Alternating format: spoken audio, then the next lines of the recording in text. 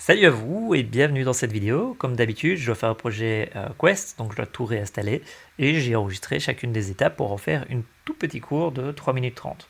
3 minutes 30 qui résume une bonne heure et demie de travail. Donc basiquement, en fait, ce qui se passe, c'est que pour pouvoir installer un Quest sur Unity, il faut d'abord aller sur l'Asset Store et prendre l'asset qui s'appelle MetaXR All-in-One. En gros, c'est un rassemblement de tous les outils que Meta nous offre pour pouvoir discuter avec le Quest. Ça va nous ouvrir le Package Manager où on va pouvoir pousser sur le petit bouton télécharger ou installer.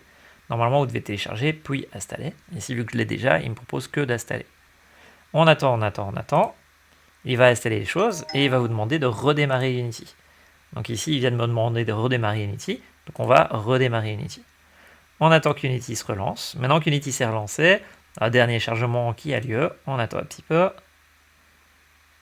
Et une fois que le chargement a lieu, on est bon, on a installé le SDK dans Unity. Maintenant, ça veut dire que Unity comprend ce que c'est les outils de Meta pour faire de la réalité virtuelle. Donc ce qu'on va aller faire, c'est qu'on va aller dans les outils de Meta, ici, dans le petit menu qui se trouve ici. Attendez, j'essaie de faire pause. Voilà. Donc ici, on a Project Setup, qui va nous permettre de configurer le projet, et Building Block. Building Block, ça va nous permettre de déposer les trucs. Project Setup, c'est pour vérifier que notre projet est compatible avec le Quest. Project Setup. Dans Project Setup, on a des trucs rouges ici qui nous disent ah, il y a tout ça qui va pas. Des trucs orange qui nous disent ça, il serait mieux de l'améliorer. Et des trucs verts qui nous disent ça, c'est déjà configuré comme le Quest le désire. Donc on va juste demander de fixer tout. Et en fait, il reste un truc rouge qu'on ne peut pas fixer, qui est le XR Plugin Manager. Ça, c'est un truc que Oculus ne peut pas installer lui-même, il n'a pas les droits. Donc c'est à vous, en tant qu'humain, de venir l'installer.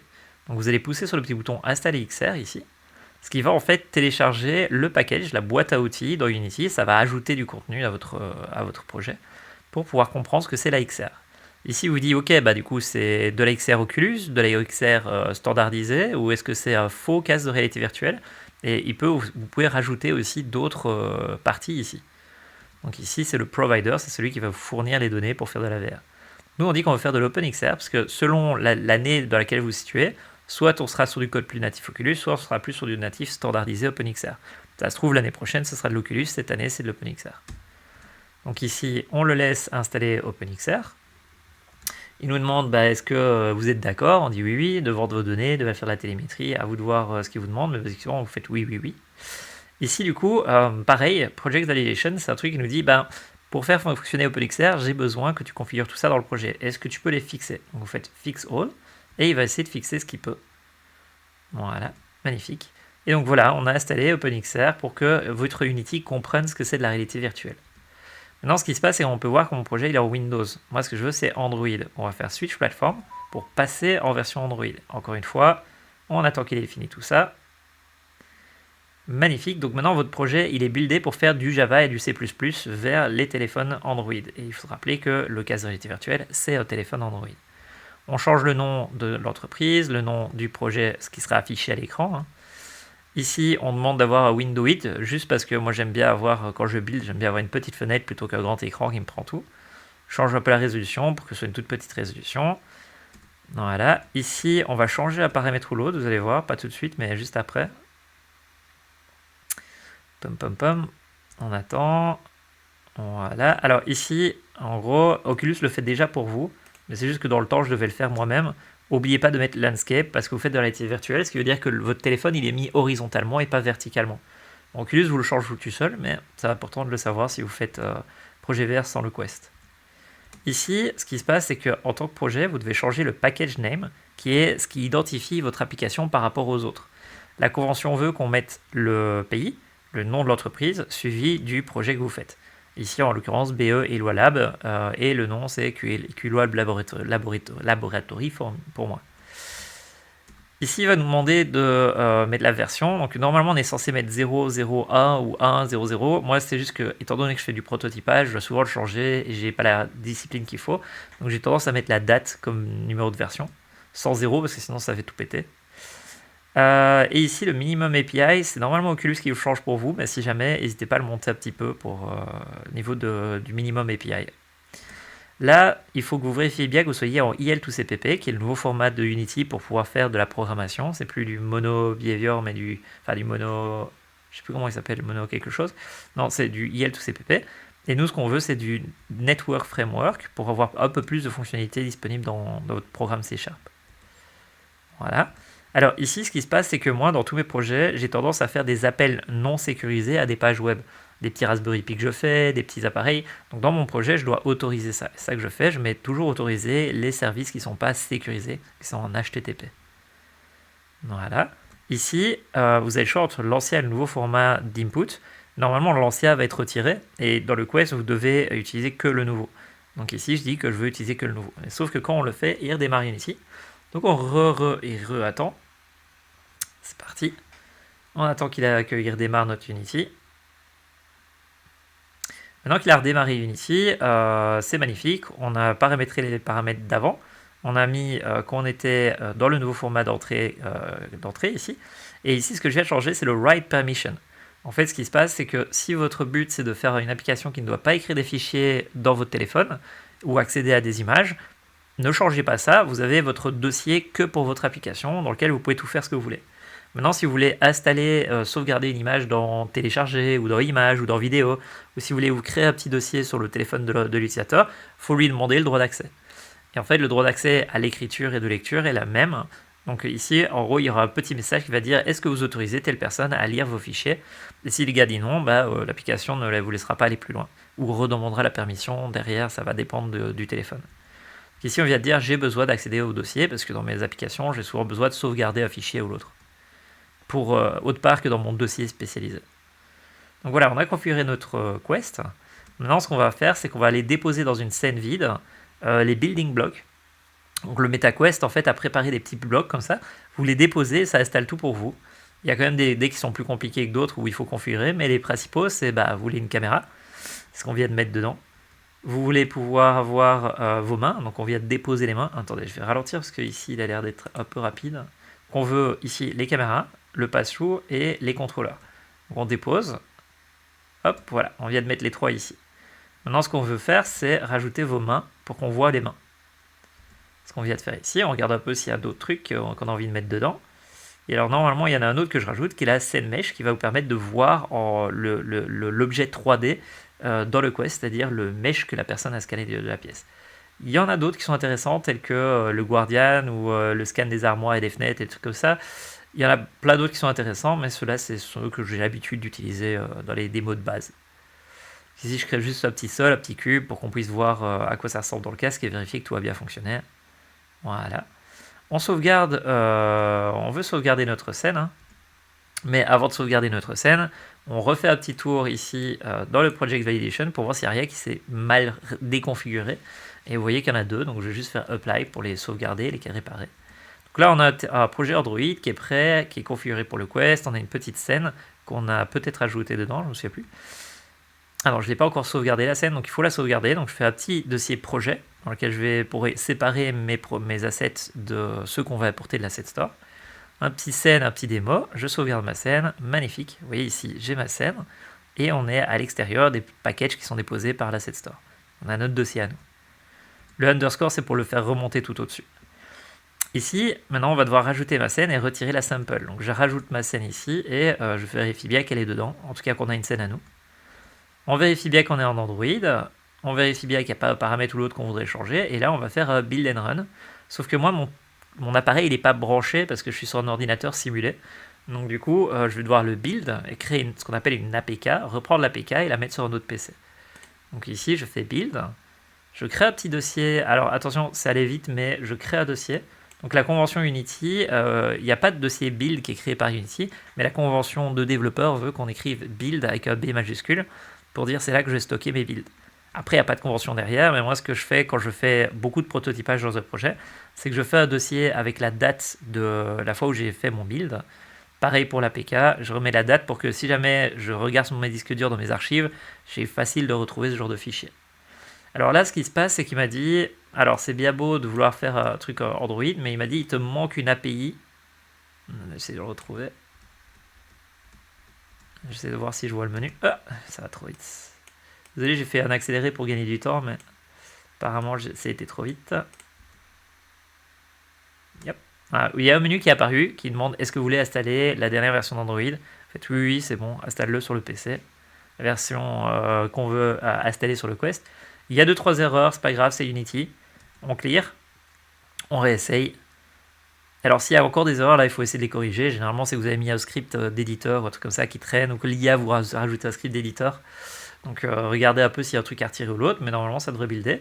Et c'est là où vous voyez que ça prend un temps de dingue. Donc en gros ici c'est en accéléré 30 fois. Donc là ça fait 8 minutes, 10 minutes. Builder la première fois un projet ou rebuilder quand il y a eu un gros changement, ça prend une plombe dans Unity. C'est pour ça qu'on travaille en direct dans les cases sur les PC et puis qu'on build de temps en temps autre.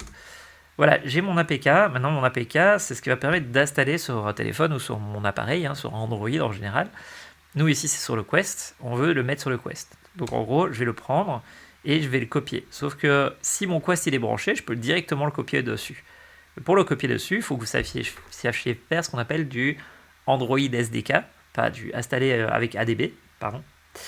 Et pour installer avec ADB, il vous faut des outils qui le fassent parce que vous n'êtes pas des développeurs qui connaissent des lignes de commande. Donc pour ça, on va aller sur SideQuest, le site qui est ici, et on va aller installer SideQuest. Donc vous faites télécharger pour Windows, vous installez ça sur votre PC, voilà. Vous faites tourner SideQuest et vous branchez votre casque.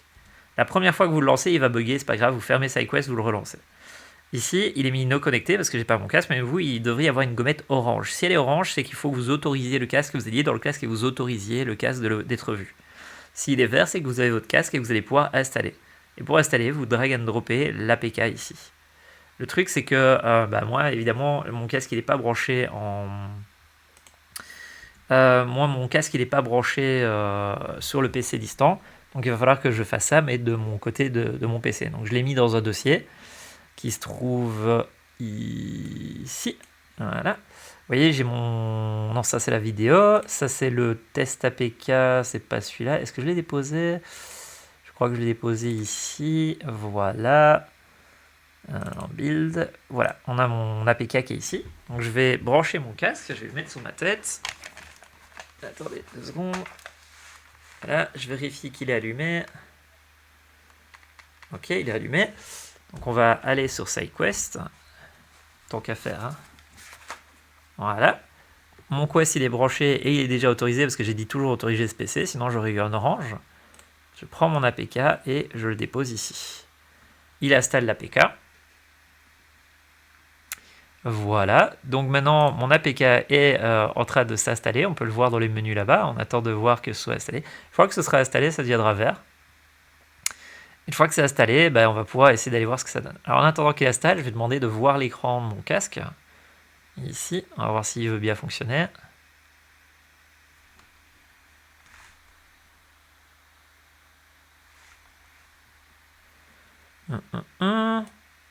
Pour voir l'écran de votre casque, en fait, SideQuest derrière utilise un truc qui s'appelle SRC Copy, qui permet de voir les casques des gens. Par contre, je vois qu'il ne fonctionne pas parce que je suis en train d'utiliser un logiciel qui s'appelle ALTVR. Je crois que ça fait un peu tout planter. Et je ne sais pas pourquoi mon ordinateur il a des problèmes avec SRC Copy et il ne me laisse pas toujours voir l'écran. Comme vous pouvez voir, il y a souvent un bug. Mais du coup, je ne vais pas pouvoir vous montrer. Sauf si à un moment donné, il accepte de montrer l'écran. C'est dépendant de lui. Je regarde si...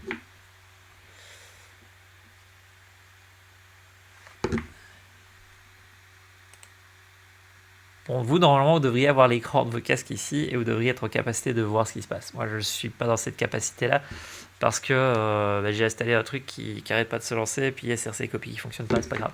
Mais basiquement, en ayant fait ça, j'ai installé l'application. Alors, si je veux la lancer, soit je suis dans le casque et je la lance, soit je peux aller dans le petit menu ici et je vais pouvoir chercher donc be.ilab. Et alors, c'était celui-là, EloRC MetaQuest, et je veux dire, vas-y, lance-moi cette application. Là, l'application est en train de se lancer dans mon casque, vous ne le voyez pas, mais elle est en train de se lancer dans le casque. Et j'ai ma magnifique scène qui vient d'être lancée. Sauf que j'ai pas lancé la bonne, parce que là, je vois des drones. Ça, c'est plutôt celle-là, je crois qu'il fallait que je lance. Je vais lancer celle-là. Voilà. Il me demande l'autorisation au fichier, étant donné que vous ne le voyez pas, mais il me demande l'autorisation. Bah oui, vu qu'on lui a dit que j'avais besoin de pouvoir écrire des fichiers. Vu que je lui ai demandé de voir des mèches, il me demande l'autorisation de pouvoir accéder au scan 3D de la pièce. Je dis oui. Même si vous ne le voyez pas. Ensuite, une fois que je suis là, c'est bon, moi ici de mon côté, j'ai mon magnifique carré à côté de moi, mon carré d'un mètre que je peux toucher, que je peux voir, j'ai ma main qui traverse le cube. Donc ça, je peux pas vous le montrer, donc je vais arrêter la vidéo là. Mais basiquement, j'ai installé tout et ça a fonctionné. Je peux vous confirmer que l'APK a fonctionné. Et donc voilà, c'est comme ça qu'on fait pour faire des casques. On chope le méta, on attend que ça s'installe, ici. Une fois que c'est installé, on va dans les menus et on valide tous les petits points rouges et les petits points machin. On installe XR. Une fois que c'est installé, on vérifie qu'on est bien dans OpenXR. Project Validation, on valide que tout soit bien passé. Puis ici, on attend, on passe en Android. Une fois que c'est fait, on configure tous les petits paramètres qu'on veut. Quand on a configuré tous les paramètres qu'on veut, ici, on rajoute les trucs personnalisés qu'on veut. On vérifie qu'on a bien un seul New Input System dedans. On redémarre, on vérifie que tout est bon, on met 2-3 trucs dans sa scène, on fait une petite scène, on sauvegarde, on revérifie que tout soit bien configuré, puis on fait l'APK, on la met sur le truc et on installe. Il reste quand même un dernier truc qu'il faut qu'on vérifie ensemble. Si vous voulez faire de l'Oculus sur votre PC, pas sur votre téléphone, c'est l'Oculus Setup. Donc, si je vais sur MetaQuest Link, qui est l'application de Meta, donc ici, attendez, je vais prendre une fenêtre. Pop-up. Si vous allez sur Setup MetaQuest, comme ceci, vous allez tomber sur un site qui permet d'installer les trucs du Quest. Ça, c'est les trucs Android et tout. Nous, ce qu'on cherche, c'est Windows. Ça, c'est Android. Voilà. Download MetaQuest Link App. Vous téléchargez ça. Et après avoir téléchargé ça, ici, vous voyez, il va vous installer tout et vous allez tomber dans une sorte de fenêtre grise comme ça où il va demander est-ce que je peux installer quelques gigas d'outillage. Et vous dites oui. Alors, il va vous demander d'ajouter une carte de crédit ou un PayPal. Vous n'êtes pas obligé, mais si vous ne le faites pas, il va vous le redemander à chaque fois, à un moment donné. Il va falloir créer un compte, se connecter et tout. J'ai pas la vidéo de ça. Et ici, il me dit j'aimerais bien pouvoir faire un setup de ton Quest 3 que je viens de détecter. Je fais oui, pas de problème. Je dis que c'est par câble, parce que ici, je l'ai branché par câble. Et il va aller tester la qualité de mon câble, ici. Setup complet, ok, magnifique. Et donc là, il vient de remarquer que j'ai un Quest, qu'il est bien branché, ici. Et il me dit, attention, c'est pas un Quest, c'est pas un câble de type USB-C. Il n'est pas totalement bien puissant. Ici, c'est pas la meilleure connectivité du monde sur ton PC. Donc voilà, je pourrais utiliser un meilleur câble, c'est ce qu'il est en train de me dire. Aussi, il est en train de me dire que mon ordinateur n'est pas fait pour faire de la VR. C'est vrai, il n'est pas fait pour la VR, on peut quand même le faire tourner. Si jamais votre casque ne permet pas de faire tourner de la VR, vous allez avoir un peu du mal. Maintenant, ce que vous pouvez faire, c'est installer un truc qui s'appelle AltVR, ce truc-là. Et AltVR, c'est un petit exécutable qui va vous permettre de faire de la VR quand même via SteamVR, donc sans le casque, sans tous les API de Meta, mais vous allez pouvoir le faire avec moins de nécessité au niveau des specs. Maintenant, ça ne change pas que votre PC n'est pas fait pour la VR, mais voilà. Et donc voilà, j'ai mon Quest ici qui est disponible. Donc si je voulais faire du Quest Link, je pourrais faire du Quest Link. Alors, j'ai jamais essayé de voir si ce PC-là supportait le fait de lancer de la VR. Donc on va regarder s'il n'y a pas un truc que je peux faire tourner. Un truc assez léger, genre Gravity Sketch. Je regarde s'il n'y en avait pas d'installer, mais ça m'étonnerait parce que j'ai pas fait les tests, ou peut-être Block ou Blocky. Bon, Gravity Sketch, ça va s'installer assez vite. Ok, donc voilà, basiquement pour que ça s'installe. Ce qui vous reste à faire, une fois que vous avez votre compte, normalement vous ne pouvez pas faire ça en tant qu'étudiant, parce que pour pouvoir faire cette partie-là, il faut pouvoir accéder au compte Technocité, si vous êtes à Technocité, dans le cadre de la formation que je suis en train de donner pour le moment.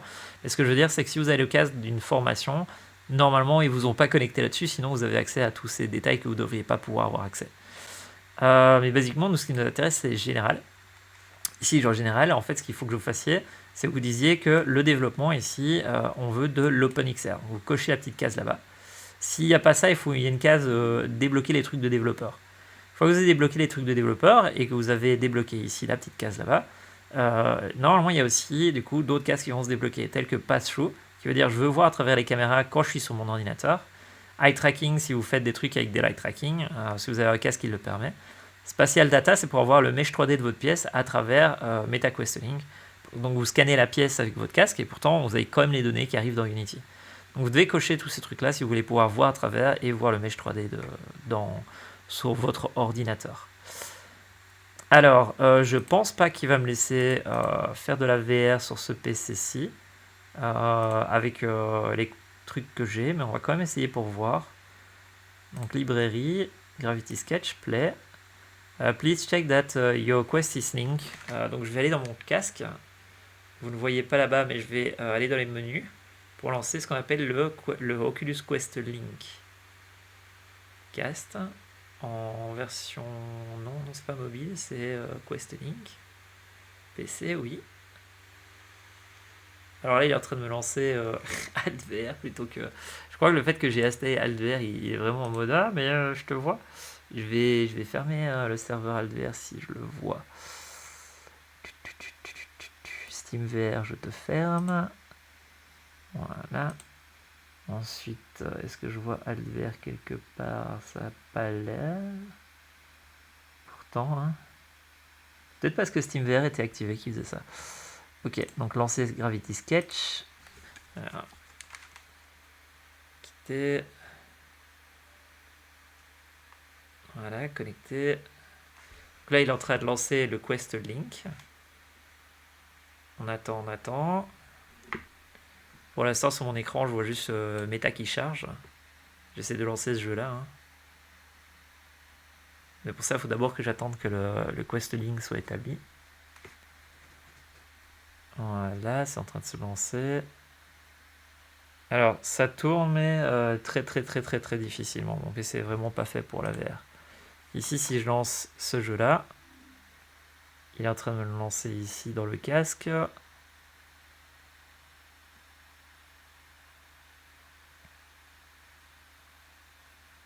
Allez, tu peux le faire. Et nous voilà. Alors, je vois pas je vois l'info dans le jeu, mais je le vois pas sur votre écran. Voilà. Donc mon ordinateur est pas compatible. Dans le sens où je vois bien qu'il a vraiment du mal dans le jeu à afficher quelque chose. Attendez, je vais juste... Ouais, non, je saurais pas faire de la VR sur ce PC là. En termes de... Depuis le PC, non. Depuis le casque, je saurais, mais depuis le PC...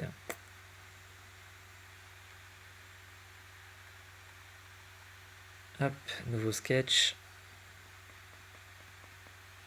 Bon, il n'y a pas moyen. Show VR view. Oui, ici, je suis en train de ramer comme pas deux. Donc là, ça tourne, hein, mais vraiment difficilement. En fait, l'avantage de pouvoir faire tourner de la VR sur votre casque, c'est surtout le fait de pouvoir facilement débugger sans devoir refaire à chaque fois une version, un build pour la VR, quoi. Mais ça, c'est le sujet d'une autre vidéo où je vous expliquerai comment faire des projets non VR qui s'appliquent à la VR pour ne pas devoir à chaque fois rebuilder et ne pas devoir utiliser le câble. Sur ce, j'espère que vous avez appris beaucoup de choses, que vous savez maintenant comment on fait pour installer la VR dans Unity. Passez un bon moment et à la prochaine. Ciao, ciao.